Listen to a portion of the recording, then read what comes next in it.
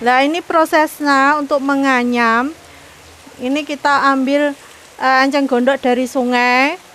Yang diambil itu dari satu pohon itu cuman dipilih beberapa batang yang tua.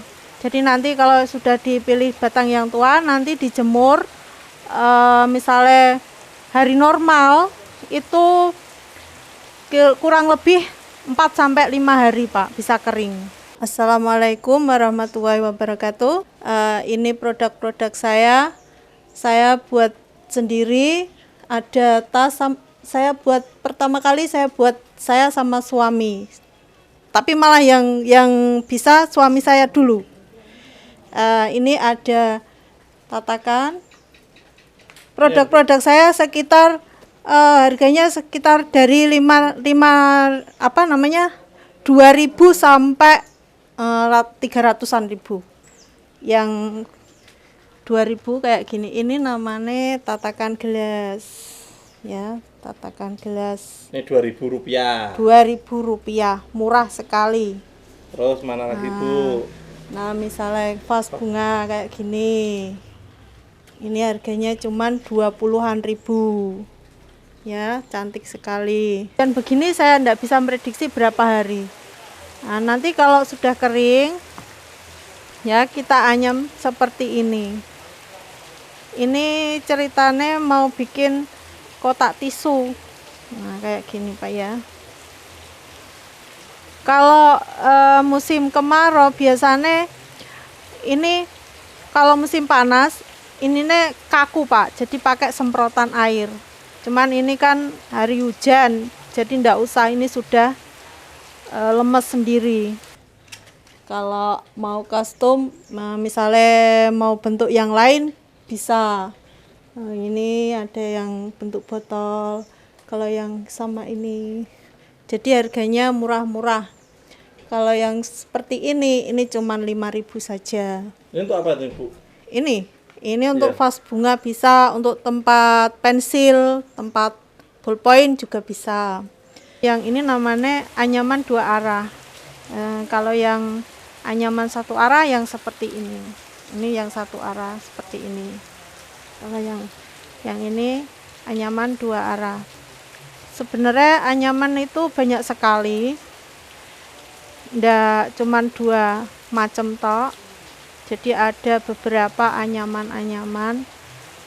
Tergantung nanti yang pesen request-nya minta anyaman yang seperti apa. Jadi selera orang kan berbeda-beda.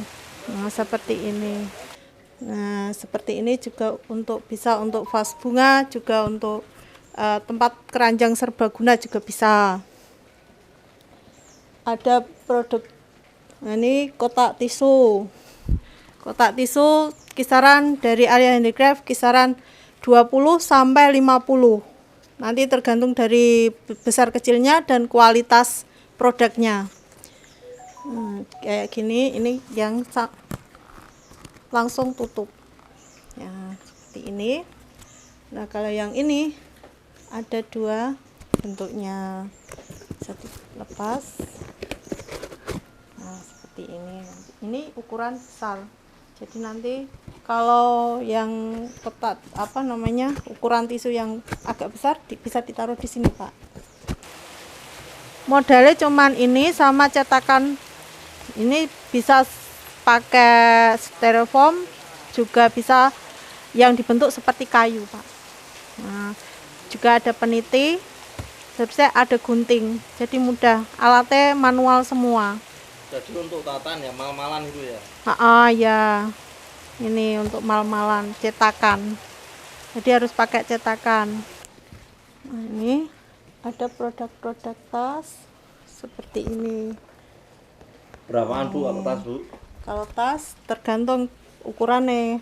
Kalau di saya, kalau yang kecil ukurannya bisa harganya 35.000. Ada dalamannya juga. Oh, kalau yang ini?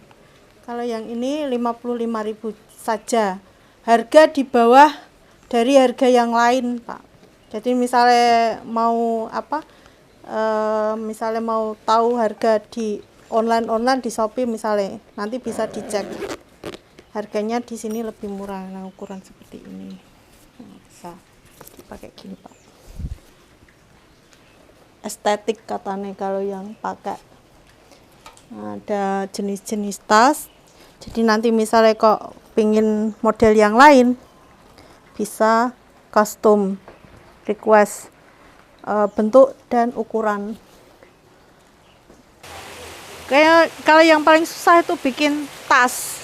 Tas itu harus rapi banget. Kalau sudah setengah jadi kok salah anyaman, sudah ndak bisa lagi, harus diulang lagi. Berarti buang bahan dan waktu ya. Iya. Kalau yang ini yang ukuran kecil, ada yang kecil lagi. Di saya ada kualitasnya grade A, grade B, grade C gitu, Pak. Nanti tergantung permintaan. Kayak gini keranjang-keranjang kecil, bisa untuk tempat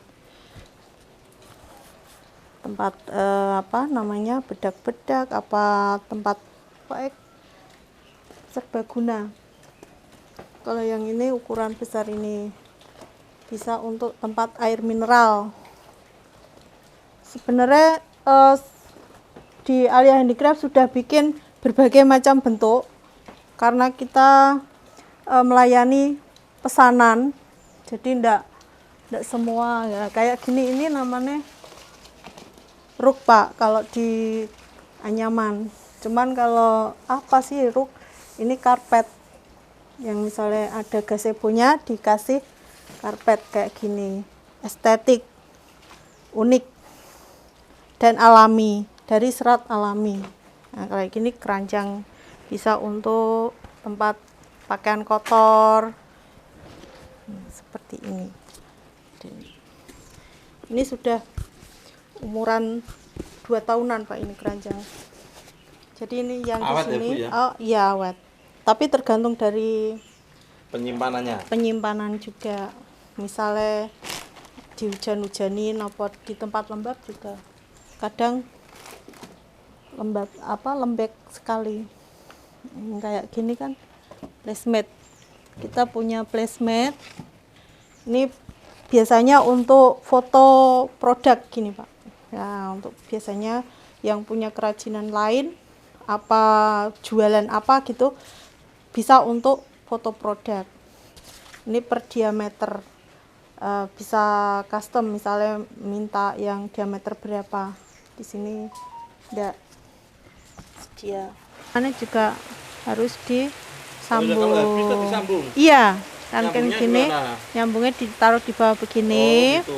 Terus ditutup agar apa, nggak kelihatan sambungannya, Pak. Nah, seperti ini nggak kelihatan, jadi tinggal diginikan.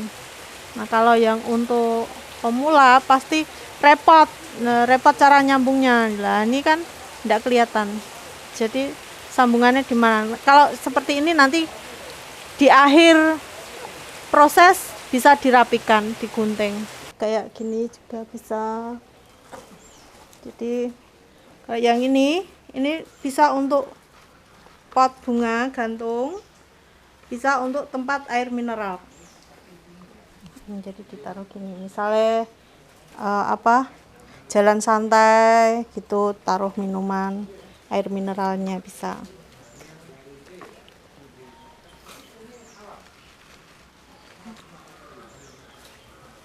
Di Alia Handicraft juga sudah ini, Pak, sudah punya kris. Nah, bisa misalnya mau beli pesan, bisa bayar langsung, nggak usah pakai transfer, jadi langsung di-scan di sini. Awalnya cukup menyedihkan. Kalau saya cerita dari awal itu karena ada pandemi, terus suami kecelakaan, jadi suami nggak kerja, mau bikin apa, nganggur, itu sudah kecelakaan, jatuh dari tingkat, Pak. Jadi waktu itu suami saya bikin kerja bajaringan, pasang bajaringan di atas, terus jatuh ke bawah, akhirnya sakit sampai 2 tahun nganggur, nggak kerja. Akhirnya suami berpikir, seketika itu saja ada enceng gondok yang banyak karena orang tua saya itu rumahnya undaan. Jadi kok ada enceng gondok banyak, terus di Kudus ndak ada yang memanfaatkan. Akhirnya ada ide secara spontan, terus suami pernah belajar menganyam. Jadi akhirnya kita menggali kemampuan kita dari dulu yang pernah bisa menganyam, akhirnya kita gali dengan melihat YouTube tutorial itu. Akhirnya bikin. Waktu itu bikinnya cuman iseng karena ndak ada kerjaan, terus dipasang di meja sendiri. Ada temen datang, kok bagus, ada temen datang, kok bagus, terus akhirnya pesen gitu, terus akhirnya kita malah tambah semangat, bikin tambah banyak. Terus waktu pertama dikenal sama warga, terutama warga sini, desa saya sendiri, Gondang Manis, itu awalnya ada Bapak Ahmad Munaji cari-cari pemateri untuk pelatihan kerajinan enceng gondok, karena di sana di daerah Undaan, daerah Termulos itu banyak enceng gondok tapi belum dimanfaatkan. Secara tidak sengaja bertemu di grup desa, terus langsung dipanggil untuk pelatihan di Desa Gondang Manis, di Balai Desa, Pak. Terus waktu itu baru ada sedikit orang mengenal, terus dari situ terus datang para wartawan ke sini.